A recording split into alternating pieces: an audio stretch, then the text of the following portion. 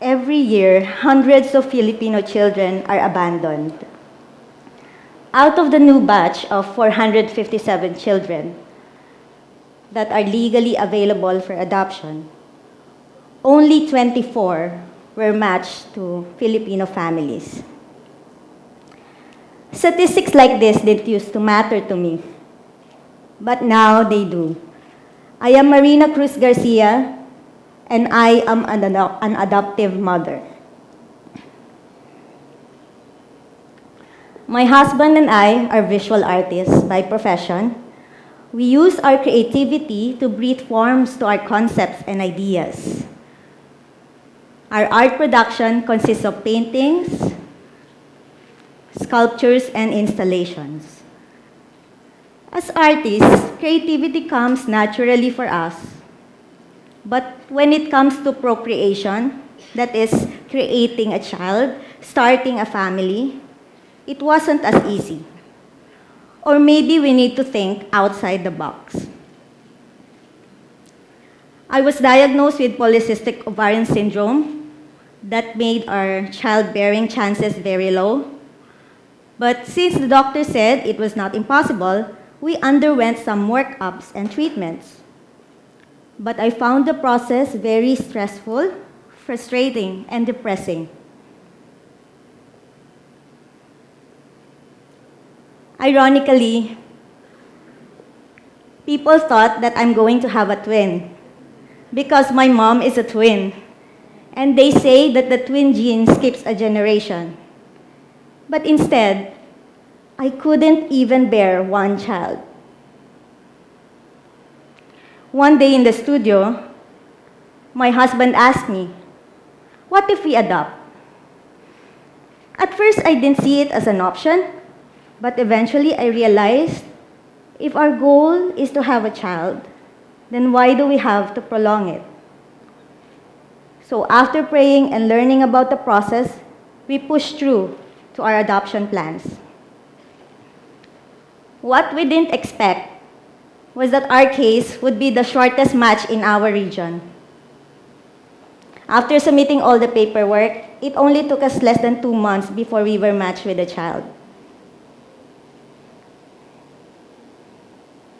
There. And on October 27, 2009, we became the parents of an 11-month-old baby boy whom we decided to call Johan, which means gift of God.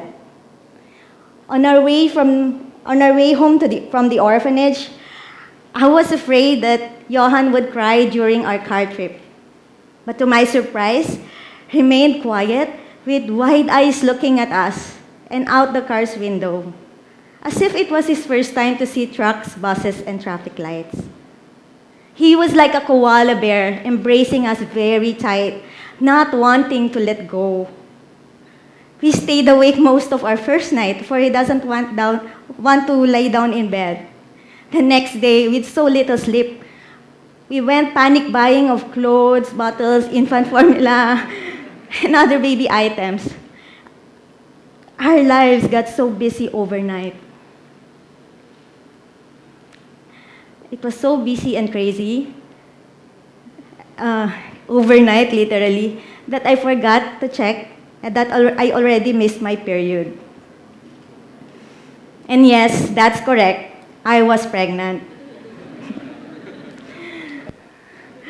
Remember when I told you when people expected me to have twins? Well, they were right, except that they weren't biological. God gave them to me in His own creative way. Johan and Keon are my twins. There. Johan. Wait. So Johan loves drawing dogs, dragons, and dinosaurs, while Keon loves creating worm. Can you see it? Snakes and caterpillar. We still visit our son's orphanage every now and then. Every October 27, we celebrate our family anniversary with Jonathan, Michael, Carla, and some 30-plus kids who used to share the same room with our son, Johan. Maybe some of you think it's difficult to adopt, but that's just one way to look at it. Let's look at it from one of the child's eyes.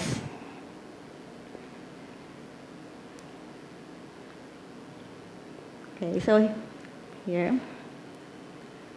Jonathan was then a newly born baby when his mother Jenny gave him up to a certain lady named Lourdes.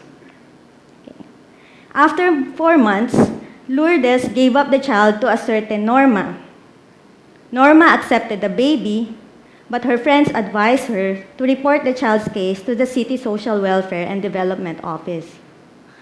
The DSWD, through a social worker, was able to locate the child's mother, but she expressed her incapacity to care for her child, and so decided to leave the child in the center. At such a tender age, Jonathan already experienced 3 rejections. After 6 months in the orphanage, Jonathan was matched with a couple applying for adoption named Carlo and Diana. He finally experienced how it is to have a father and a mother. But due to financial difficulties and marital problems of the couple, which later on resulted to their separation, Jonathan was left with the care of the mother, Diana. Jonathan received his 4th rejection from his father, Carlo, but he received his 5th and most painful rejection when Diana decided to return him to the center as well. Back in the orphanage, Jonathan cries most of the time and continues to utter the word mama. He not only refused to play with the other children, but also refuses to talk. You tell me what's difficult.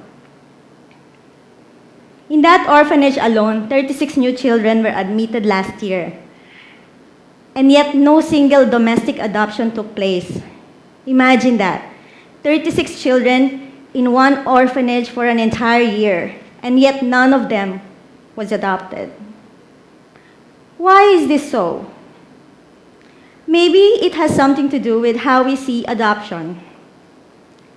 I'd like to share with you a few negative perceptions on adoption, which I'd like to call myths. Number 1, adoption is too difficult. The process takes too long, there's so much paperwork. It took us just one form to fill up and submitting just the basic requirements, just like getting a visa. For most cases, it will take 1 or 2 years. But if you are determined to pursue a dream, difficulty should not be an issue. And if the dream is big enough and great enough, it is worth the work, it is worth the wait. Number 2, adoption is only second best to having your own child.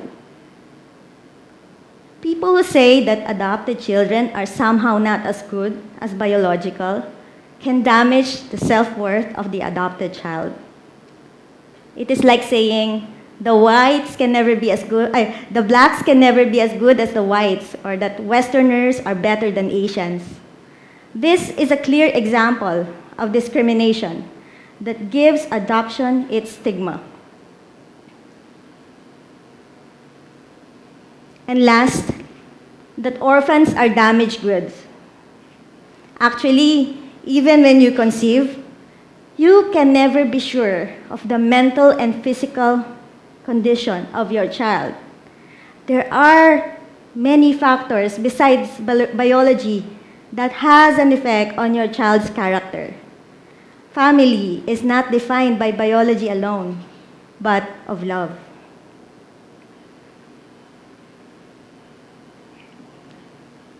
Okay. One night, before talking our kids into bed, my adopted son, Johan, volunteered to lead the prayer. He did mention a lot of things, like he prayed for another puppy so that our dog won't be lonely anymore. He also prayed that his classmates may follow their teacher, who is actually kind naman, as he said. He also promised God that magpapakabait na daw siya at susunod na kay nanay at tatay. For I guess he knew that he's been testing our limits for the past few days. But what struck us the most and made my husband and I teary-eyed was when he said this. I'll just read, okay. Lord, I came from my nanay and tatay's heart, and my brother Ken came from our nanay's tummy. Thank you po, at nag-pray si nanay at tatay nung wala pa silang anak. Tapos po, sumaya na po sila. Salamat po, binigay niyo po ako sa kanila. Tapos nag-pray ako, bigyan mo ako ng brother. Binigay niyo si Ken. Tapos masaya na po kami. Thank you po, masaya na si tatay at nanay. Why does adoption matter? Because every child matters. Adopting one child won't change the world, but for that child, the world will change. Thank you.